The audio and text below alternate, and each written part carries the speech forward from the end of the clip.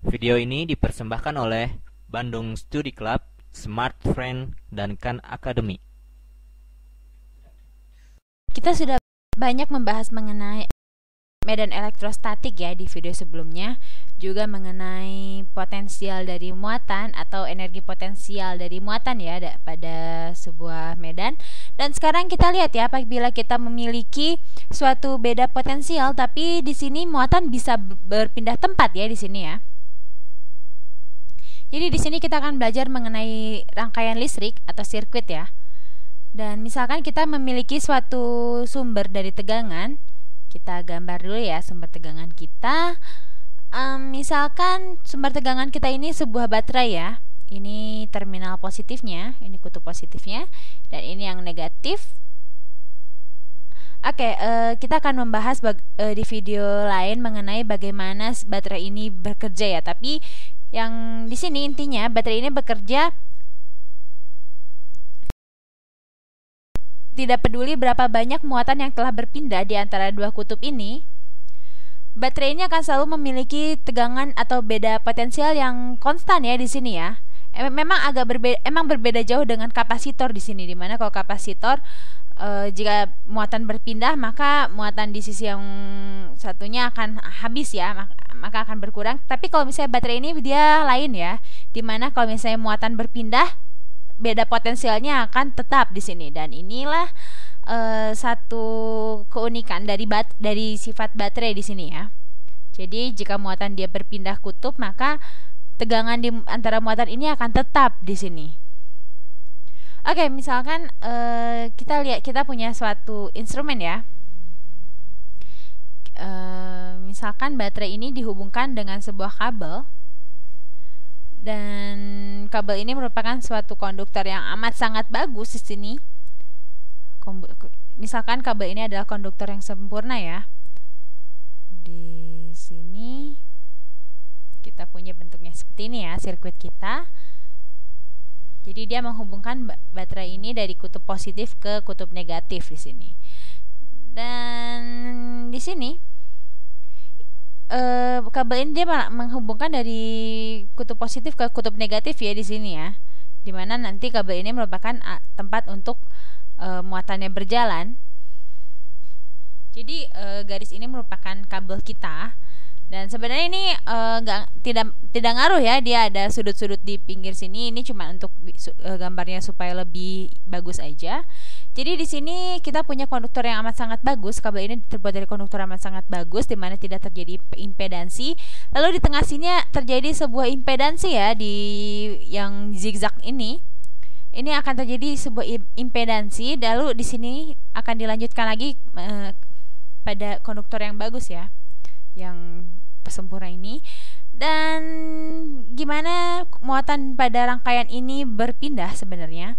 Jadi kalau pada rangkaian baterai sebenarnya muatan berpindah dari kutub negatif menuju kutub positif. Jadi kutub negatif ini dia disebut negatif karena dia berisi elektron ya di sini ya. Jadi elektron ini dia berpindah dari kutub negatif melalui kabel yang kita punya di sini menuju kutub positif. Ini berbeda dengan perjanjian yang kita punya ya.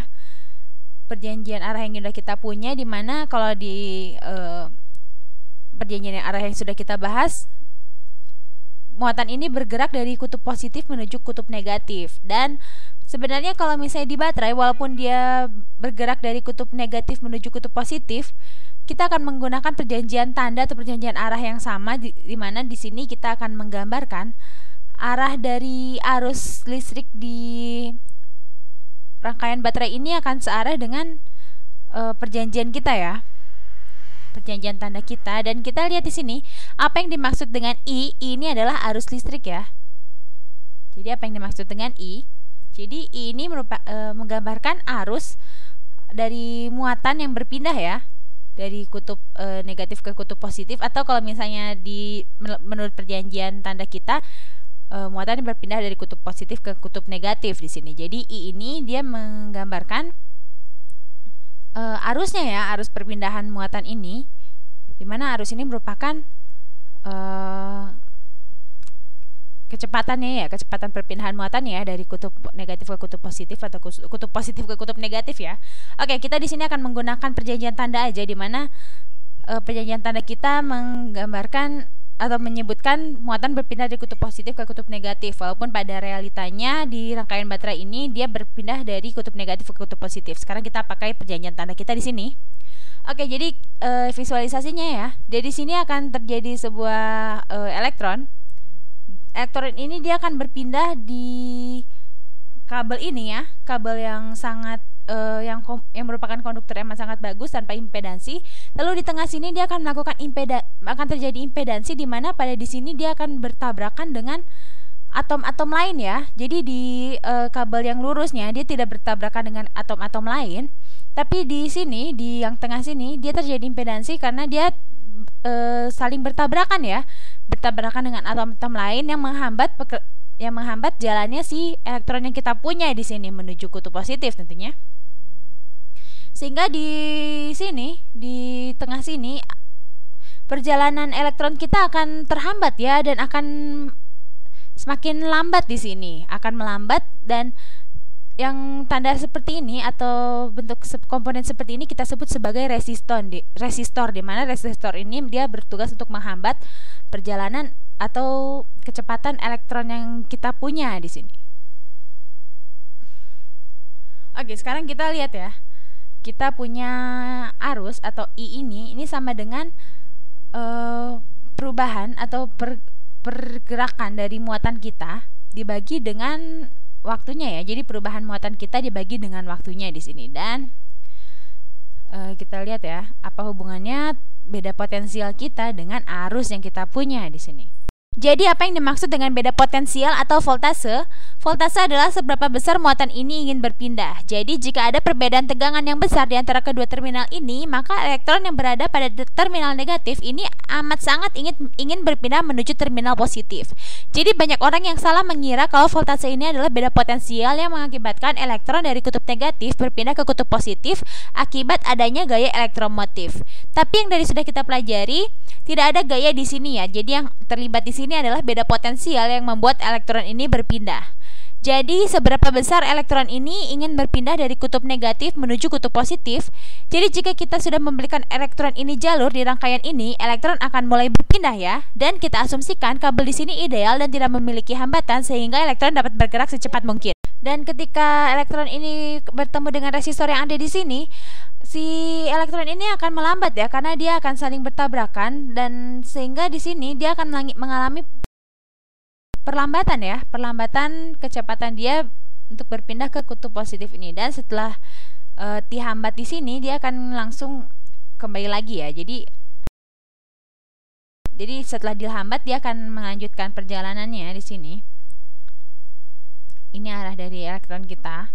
Di sini dia akan bergerak sangat lambat. Nggak sangat lambat ya, tergantung dengan impedansi yang diberikan oleh resistor ini. Tapi di sini dia akan melambat.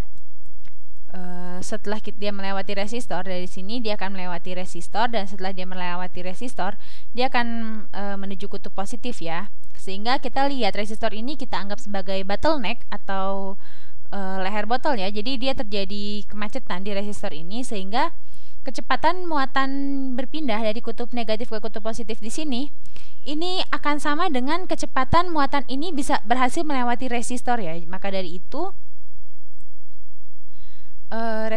resistor dan beda potensial akan menentukan besar arus juga di sini. Dan ini yang disebut dengan hukum Ohm. Hukum Ohm ya. Dimana hukum Ohm ini dia mengatakan kalau arus ini dia berbanding lurus dengan beda potensial yang terjadi di sumber tegangan kita. Dan dia juga berbanding lurus dengan besar impedansi, dan dia berbanding terbalik ya, arus ini berbanding terbalik dengan impedansi kita atau resistor kita di sini atau hambatannya ya. Jadi kita punya rumus V sama dengan IR atau I sama dengan V per R, dan ini merupakan hukum Ohm di sini. Dan ini terjadi pada konduktor yang memiliki situasi ideal ya. Ini terjadi pada konduktor ideal, karena kalau dia tidak ideal berarti akan terjadi sebuah hambatan lagi, bukan cuma di resistor ini ya, tapi juga pada konduktor atau kabel yang kita punya di sini. Jadi hukum ini akan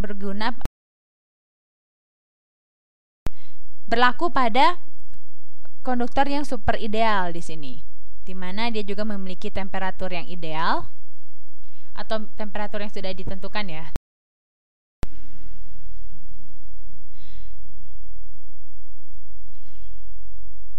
Jadi si resistor ini, hambatan yang diberikan oleh resistor ini dia disimbolkan sebagai omega.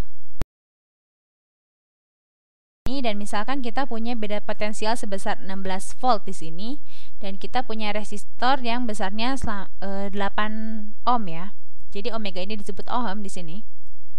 Dan di sini kita ingin mengetahui arus kecepatan si muatan kita berpindah dalam rangkaian kita ini ya, berpindah kutub, sehingga untuk kita ketahui I-nya, kita punya ya V sama dengan IR, maka kita punya 16 volt ini sama dengan I dikalikan dengan 8 ohm, sehingga kita mendapatkan I ini sama dengan 16 dibagi dengan 8 ya, yaitu sebesar 2, dan satuan dari I ini atau arus ini adalah ampere.